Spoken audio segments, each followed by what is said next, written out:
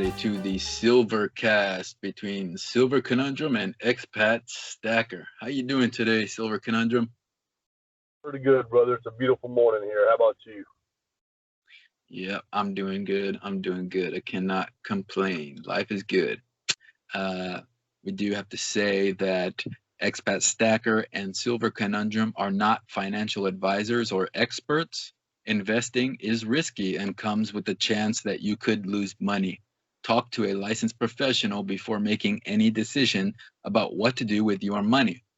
This video and all of the content on our channels is for entertainment and educational purposes only and should not be taken as financial advice. The topic that we've been discussing for this episode, and if you haven't checked out part 1 and part 2 of episode 2, you should definitely go do that. But the topic that we've been discussing is considerations to make before, during, and after selling precious metals. The first episode, we kind of went through some do's and don'ts. I mean, the first part of this episode, we went through some do's and don'ts, talked about knowing the laws and everything, and kind of doing some dry runs and knowing your marketplaces and stuff like that. And then in part 2, we shared some personal anecdotes and personal experiences and examples of selling. And in part 3 for this episode, we're going to talk about the composition of your stack and some considerations to make there. So, actually, first of all, let's just take a step back. And we've already touched on this in the first episode about becoming your own bank, and then a little bit in this episode as well in the first parts. But let's just classify a few different places of categories of places to sell. So, everybody probably already knows about local coin shops, and we've said that it's very important to have an established relationship with the coin shops in your area. And we've talked about reasons why they do that in previous parts of this episode. So, and then you mentioned Facebook Marketplace. So that is an online platform, right? So what are some other online platforms that you know of where you could sell silver if you needed to? So there's a couple that I use personally. You got Instagram. So sorry, I'll start from the beginning so I get my stuff in line. So you got Facebook Marketplace, Instagram. Craigslist is still a viable option, but you have to be careful with it. You need to make sure you meet some place, like, for example, the police departments. They're actually allowing you to meet up in their parking lots now, and most police stations actually have a designated meetup spot for people doing sales. This way you feel safe and whatnot. And if you do, you always meet up in a well-lit area, high visibility, just very public area. Another place you can use, believe it or not, besides Craigslist, is your local newspaper. That's still a viable option. You'd be amazed of how many things you can actually find in there. People sell in there all the time. A lot of the, I'll call them the baby boomer generation, they still use that as their primary means of selling stuff. So those are some of your bigger platforms. Then you also have YouTube. People are selling on YouTube all the time. There's always auctions. I mean, look at Silver Game of Thrones. He's one of them. He holds auctions on his YouTube channel every so often. There's other channels out there that does the exact same thing. There's other platforms out there besides Instagram. You have the Twitter side of things where people say, hey, I'm doing this auction at this time, and they'll send you to a private link, and then you'll go to that link, and you'll just hold your private auctions there. So it's really, the sky's the limit for as far as your fingers can type for anything online dealing with selling silver. Right. Yeah. And of course, there's the big major bullion dealers out there, like, AppMex, Oh JM yeah. Bullion, all those, pretty well-known places as well. So, Yep. yeah, Not that's to mention that's eBay. yeah, right, right. eBay, that's another one, definitely. So we've talked a lot also about reasons to sell silver. But why don't you just go ahead and give like a couple of more reasons why you think good reasons, and then some reasons that are not so great. So a good reason is really about perspective, because for me, a good reason would be a major expense comes up. For somebody else, a good reason may be groceries. So it really does boil down to whatever your needs are. I would never sell silver anymore. I've used I use that term anymore because I have done it. I would never sell silver anymore for a want. As for example, I want a new toy. I will not sell silver for that. I need food. I will sell silver for that. I need to get out from some get from under some debt. I will sell silver for that. So when you say do's and don'ts as far as like what you would, what you wouldn't sell silver for, it would be, in my opinion, based off the individual's needs. But definitely never sell your silver for a want, because your wants are always temporary and they're like the wind. It's always changing. You may want that tattoo today. In 6 months from now, you may not like that tattoo. You may get it removed or get it covered up. And the same thing goes for what you buy. You might like that new TV. You may want the latest, greatest TV that just came out. But guess what? In 6 months from now, that TV's obsolete and it's junk. And you're like, man, I wish I wouldn't have bought that thing. I wish I still had my silver. Or you go out and you go, hey, I'm going to sell my silver to pay off a car. And you know what? Now you're debt free because that was the last piece of debt that you had. So now that's a good thing. So you start saving your wealth up again and start reinvesting it back into silver and just reaccumulating your stack. So it's all, like I said, it's all based on perspective about want and need. So I would go from that point of view, honestly.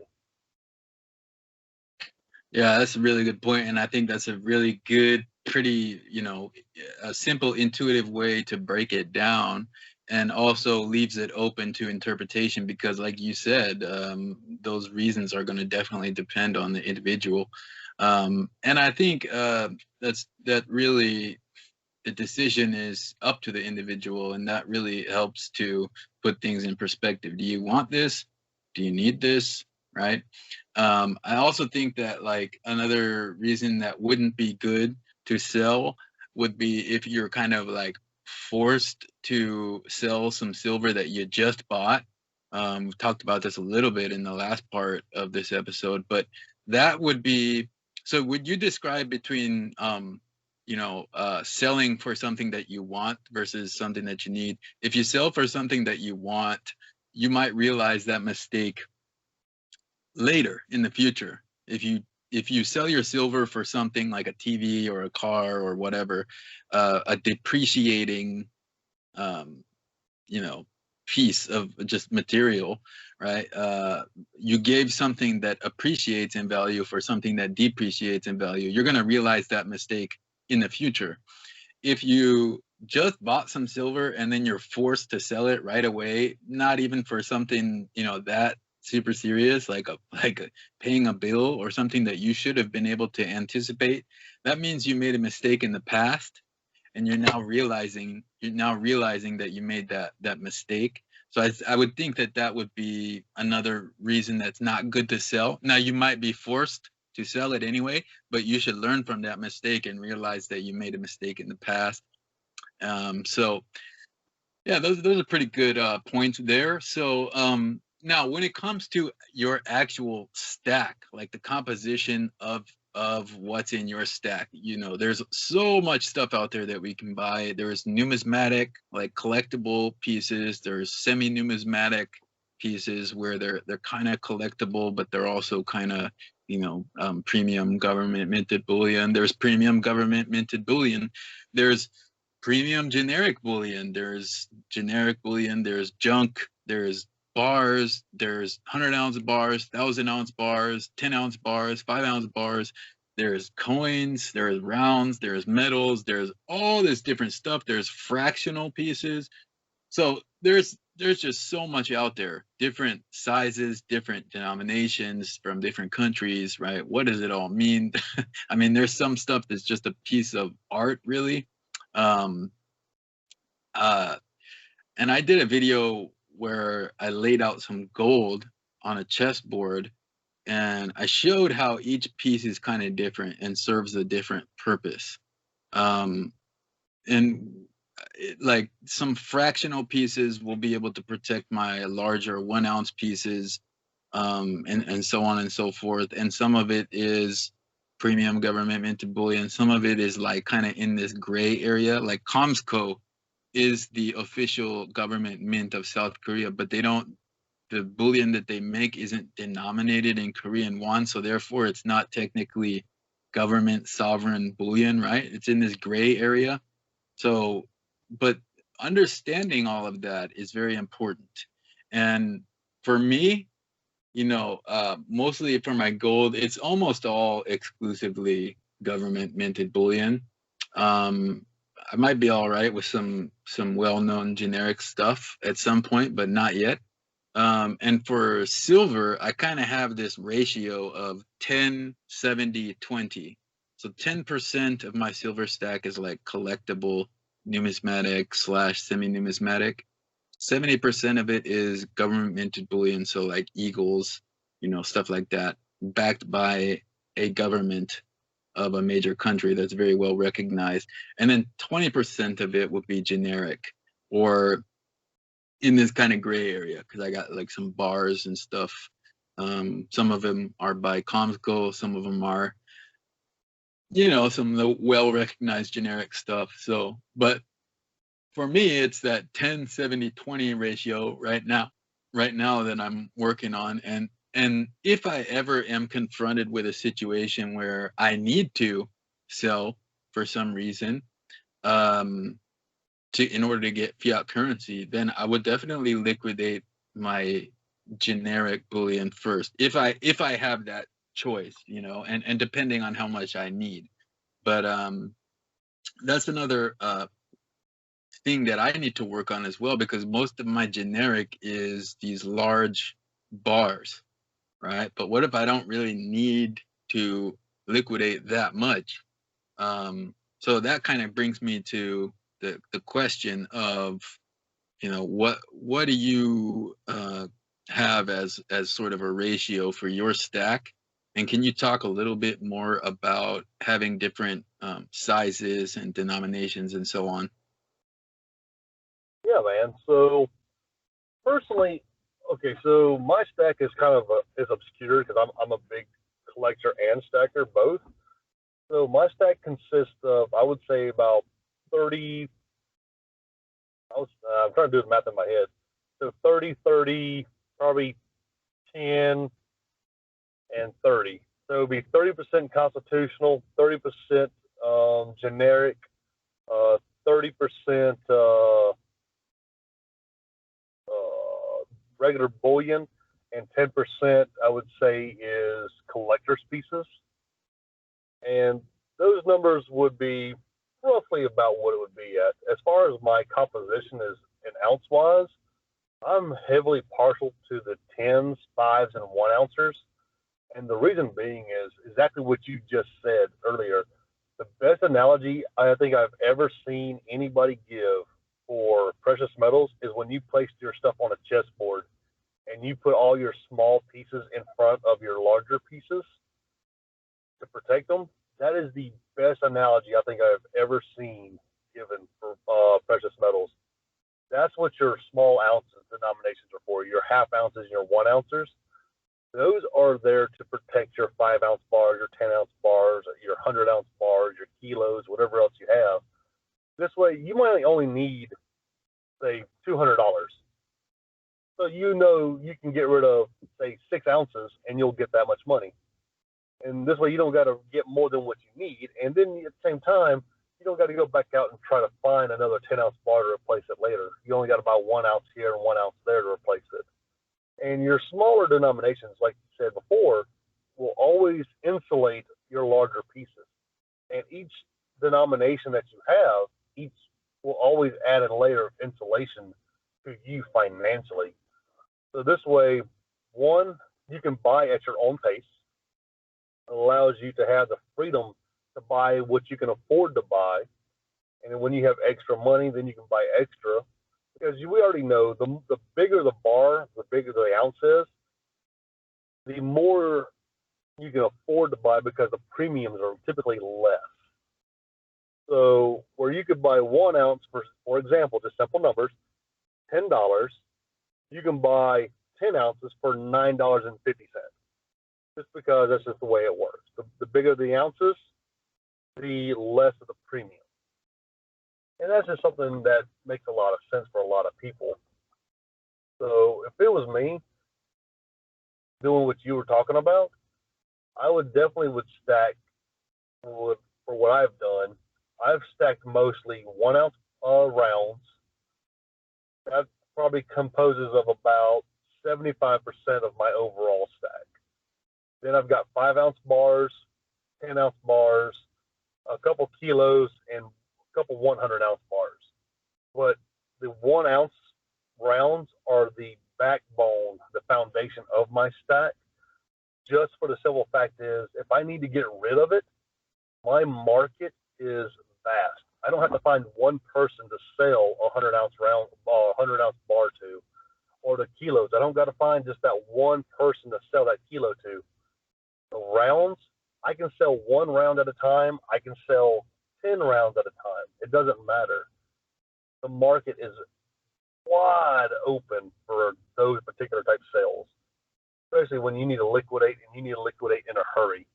So people need to realize if you need to do those kind of transactions, yeah, you might save money on the premium when you buy the larger bars or the larger kilos or rounds or whatever you want to buy.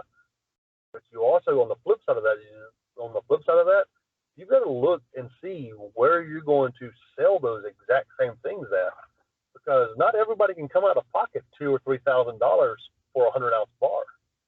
Not everybody can come out of pocket $1,000 to $1,500 for a kilo. But guess what? People can come out of pocket really easily for a $25, $30 ounce round. That's something that people can just, hey, here you go. I'll buy 1. Hey, I'll buy 1. I'll buy 2. People come out of pocket really easy on that versus the other. So I would think about that when you start stacking your metals on how you want to get rid of them, and just for those emergency situations. Yeah, man, that's really good. A lot of great points there.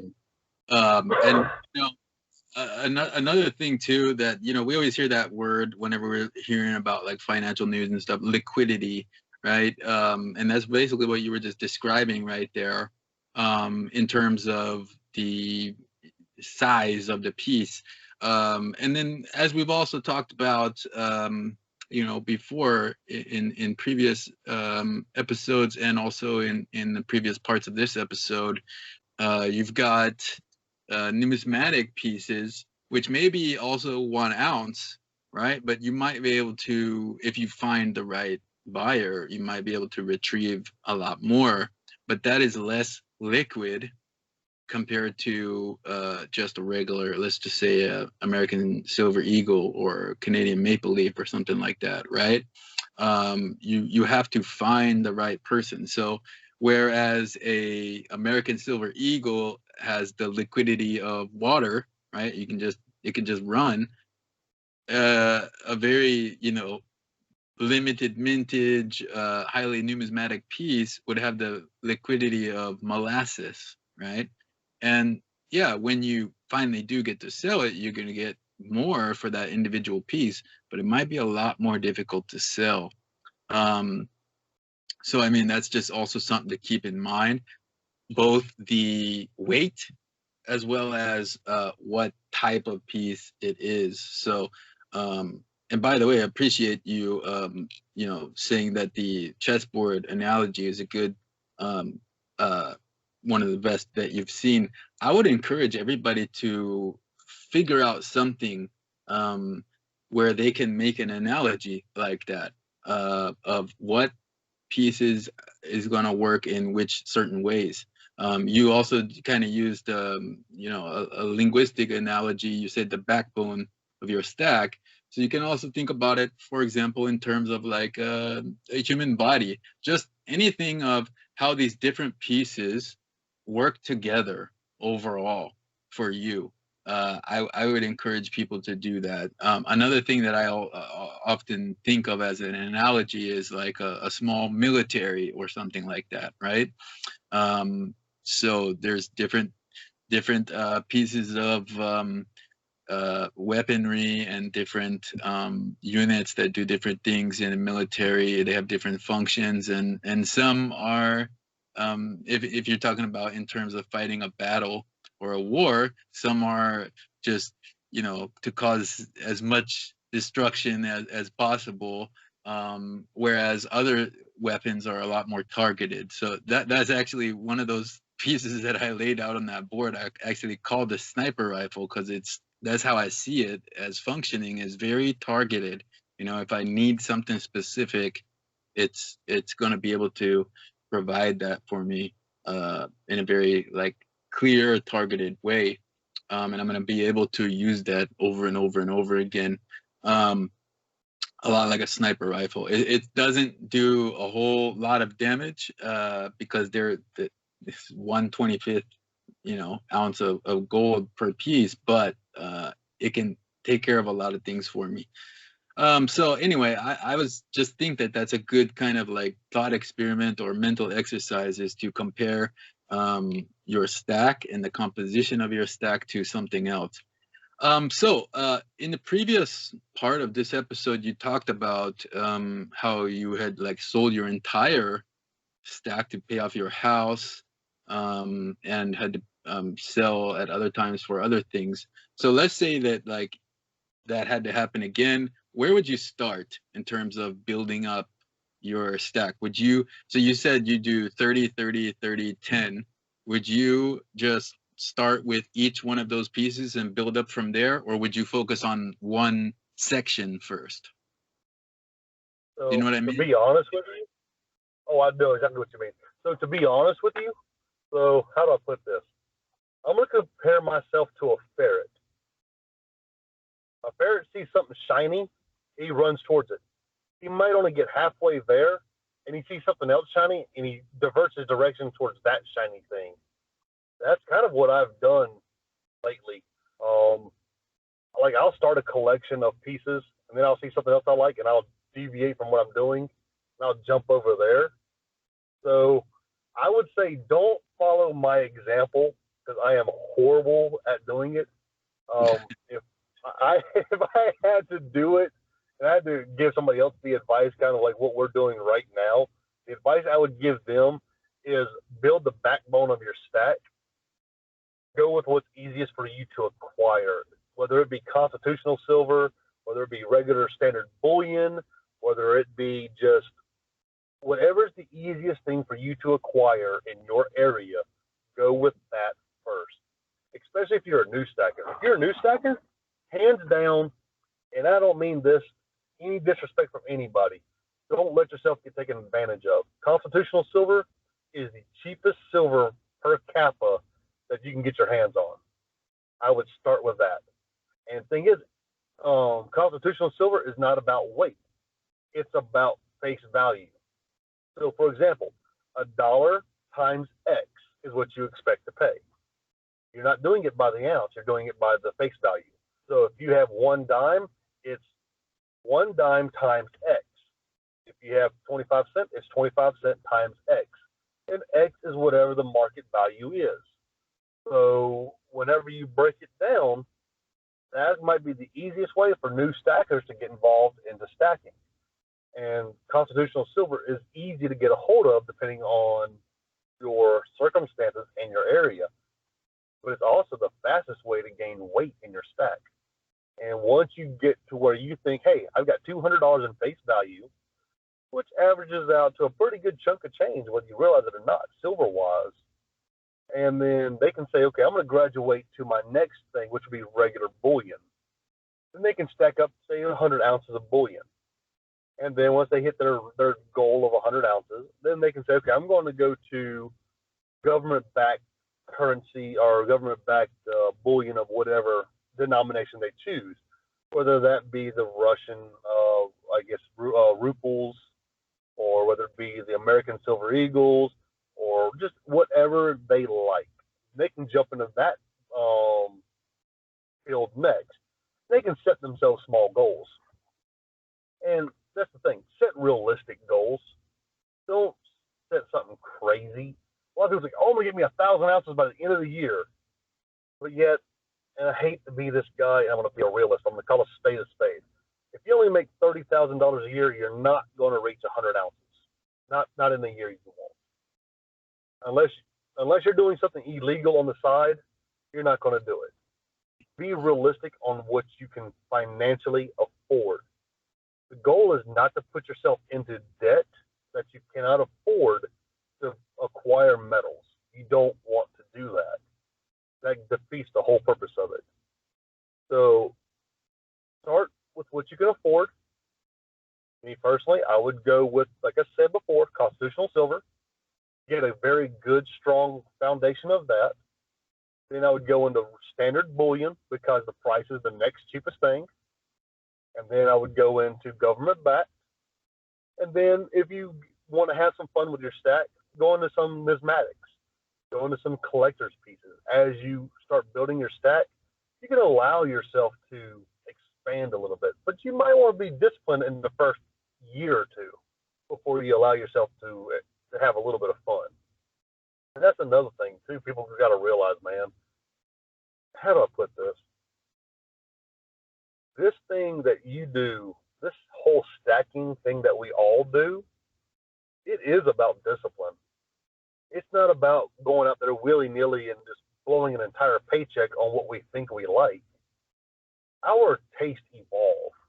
Today, I like dragons. Tomorrow, I might like unicorns. The next day, I might like honey badgers. Who knows what I might like? As long as it's silver, I'm buying it. But the point of what I'm trying to say is, don't overdo any one thing. Okay, so you might get on a numismatic phase where you buy nothing but collector pieces for a year. Don't allow yourself to fall into that trap. Numismatic pieces like that, those kind of collector's pieces, what we already talked about, those are hard to get rid of. They're hard to liquidate. And when you get into a financial situation, you're going to wish to God you never had that many collector's pieces. And here's another thing to think about too. And I'm going to use myself as an example because I've showed off in one of my latest videos some of the silver dragons that I've got. Some of those coins are $400 and $500 a piece. How many ounces of silver could you have bought with that $400 or $500? I mean, think about it. You bought 2 ounces of silver for $400 or $500 when you could have instead bought 15, 20 ounces of silver. So don't get sunk into just buying collector's pieces. You need to focus on getting your stack to a size where you feel comfortable with it, where you can allow yourself to go out and buy other stuff that you like buying. And what you were talking about before, where you go out and buy those specialty pieces that you like, those 1/25 ounce gold pieces, if you like those, buy them up. There's a little bit of a premium, but in the long run, they'll pay themselves off. So it all depends on how you want to go about doing things, but never jump into the deep end without first going to the shallow. Because you definitely need to build up a little bit of, I would say, endurance for the long haul. Is the best way to put it.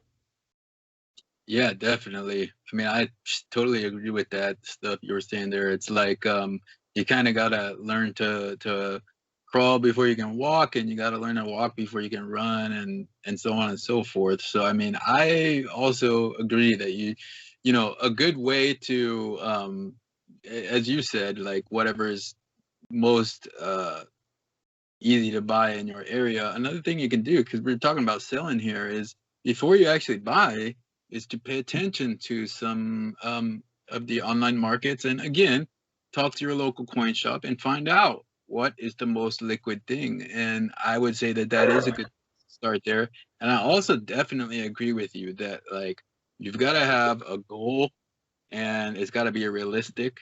And so basically, I mean, I think that's a topic for another video, but basically what I can say is this: you should break down exactly how you're going to achieve whatever goal you set. And maybe even before you say, oh, my goal is, 100 ounces or 200 ounces or whatever it is, first of all, figure out if you're on a fixed income, like probably a lot of us are, you need to figure out, okay, what are your bills and what are your obligations? And then after that, after all that's taken care of, how much can you actually afford to stack? And that's how you can see what a realistic goal is. And it's fine to challenge yourself or go a little bit above that goal, and but like I said, that's the topic for another video. But having a goal, definitely important. Figuring out what's most liquid in your area, definitely important. And staying disciplined, especially in the very beginning, also very good advice, I think. And stacking that to get your stack built up before you start going off and getting into pieces that you kind of like or you want to collect, or getting these huge giant bars or whatever, things like this. Get your stack liquid first. That way, once you do get those pieces that you really, really want, you don't have to sell them if life happens, as it does. So, all right, great discussion there about selling and compositions of stack and everything like that. If people have any ideas of their own about the different categories of bullion, different sizes, different denominations, different ideas for ratio, like yours is 30, 30, 30, 10, mine's 10, 70, 20. Any other points to add, go ahead and leave it in the comment section. And guys, we will catch you on the next one. Thank you. Everybody have a good day.